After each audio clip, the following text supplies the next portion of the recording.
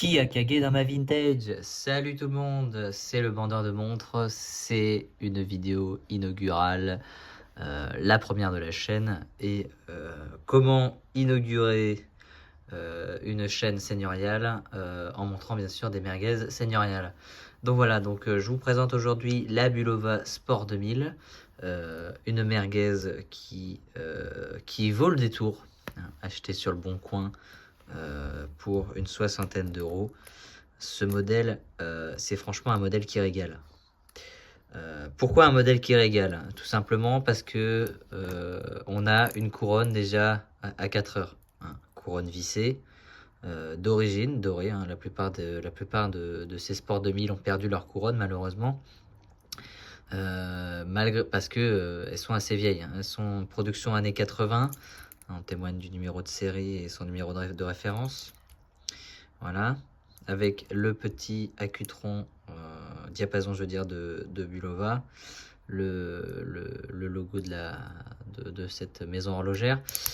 On a un bracelet style Giralgenta, voilà, avec des mailles qui sont un peu fatiguées et un peu rayées, un peu beaucoup même. Alors sur ce modèle des années 80, on avait donc les intermailles qui étaient en plaqué or. On a encore des vestiges de ce plaquage or qui va bientôt disparaître. On avait une lunette, d'ailleurs qui est unidirectionnelle, qui était aussi plaquée or. Et cette lunette est assez marrante parce qu'elle indique des points cardinaux. Elle n'a aucune volonté à servir pour la plongée, hein, donc ça sert à rien de vouloir faire la plongée avec, même si c'est marqué 10 ATM. Enfin, les 100 mètres de profondeur dans les années 80, voilà, hein, ce qui se passe dans les années 80 reste dans les années 80. Elle a perdu son petit logo, son petit diapason, parce que sur ce modèle-là, le problème c'est que sur le fermoir c'est collé, et sur la plupart de ces modèles, en fait, c'est assez rare d'avoir un fermoir encore avec le logo, parce que généralement ça se barre, ça reste pas longtemps. On a un fond vissé, hein, donc un peu style plongeuse, mais comme on peut le voir sur le cadran, comme diraient un peu les experts en expertise, un cadran chocolat. On a carrément cagué à l'intérieur du cadran. Elle a plongé et elle a pris tarif. On a de l'oxydation quand même bien avancée. Ce qui est quand même assez étonnant d'ailleurs, parce que elle est extrêmement précise, hein. Je possède quand même des G-Shock et des édifices, et c'est quand même clairement moins précis que ce modèle Bulova à quartz. On a sur certains modèles, donc des modèles full plaqué or. Là, on avait juste les intermailles et la lunette. Mais ça dépend des modèles. On en distingue à peu près 3-4. On a du coup des full plaqué or. On a donc des aiguilles Mercedes pour l'aiguille des heures. Et on a des cadrans blancs ou grisâtres. Bon, celui-là est devenu un peu, comme vous diraient les experts, hein, comme je l'ai dit tout à l'heure, un peu chocolaté. L'allume, bon, c'est vrai que l'allume elle a un peu pris tarif, mais ça fonctionne encore plutôt bien. Je suis quand même plutôt content de cette montre, hein. Je l'ai quand même bien amenée dans des endroits un peu risqués, et elle accepte toujours les défis. Donc voilà, donc pour une montre à 60 euros, c'est quand même plutôt pas mal. En plus, elle a encore son verre d'origine, son verre cyclope. Ce qui est plutôt assez rare parce que bah, c'est un verre minéral, donc quand ça raye, ça raye. On peut pas le polir comme du verre Ezalite. On le verra peut-être à la lumière qu'il est quand même plutôt bien poncé. Donc voilà, donc c'est une montre qui est relativement fatiguée, mais, mais qui tient le coup quand même après 40 balais, hein. C'est assez étonnant d'ailleurs parce que elle est quand même assez fine pour une plongeuse. Et donc elle se porte extrêmement bien au poignet, quoi. Enfin, c'est sous le manche, on la voit pas sous les manches ni rien d'autre, quoi. Alors que généralement une plongeuse, on s'attend à avoir une big lunette, une épaisseur de fou. Et là, c'est quelque chose quand même qui est relativement discret au poignet, mais qui attire l'œil quand même, parce que bah, comme je vous l'ai dit, il y a la couronne qui est à 4 heures, une lunette qui est quand même assez marrante. Donc ouais, non, elle a un beau jeu de reflets, notamment avec c'est son bracelet style Giralgenta, donc elle est quand même plutôt sexy. Elle est quand même plutôt sexy, cette Bulova. Voilà.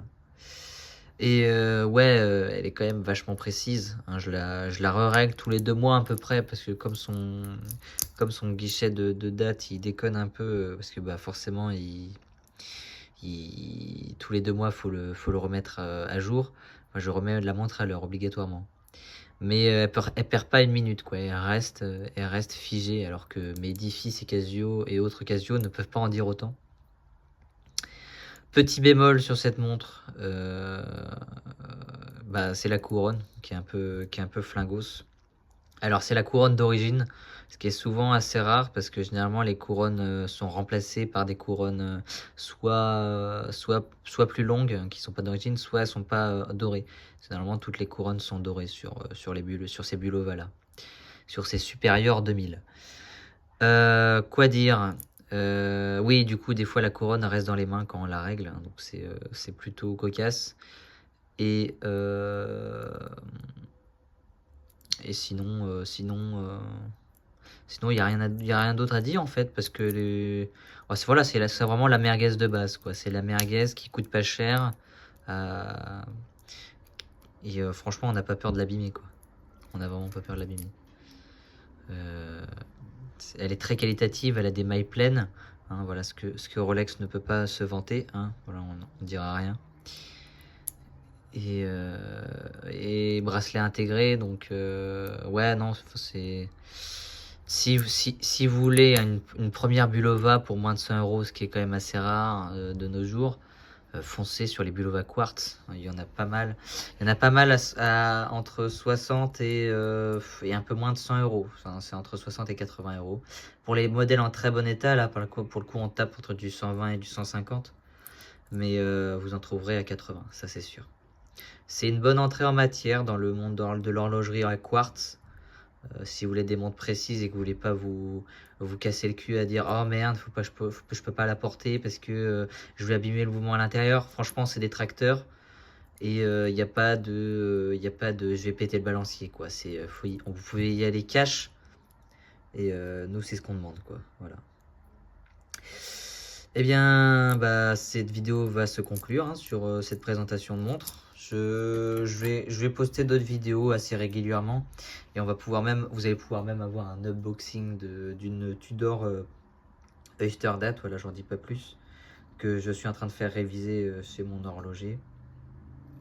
Il va encore me casser le cul. Non, en vrai, ses prix sont assez honnêtes.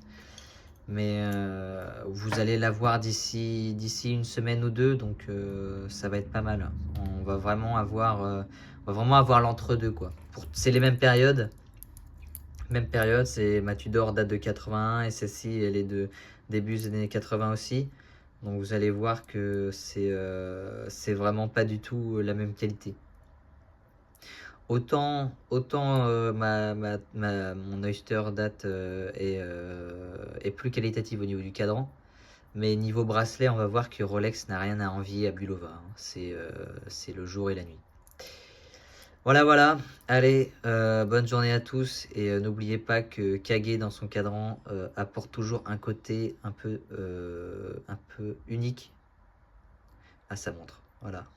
Allez, bisous tout le monde.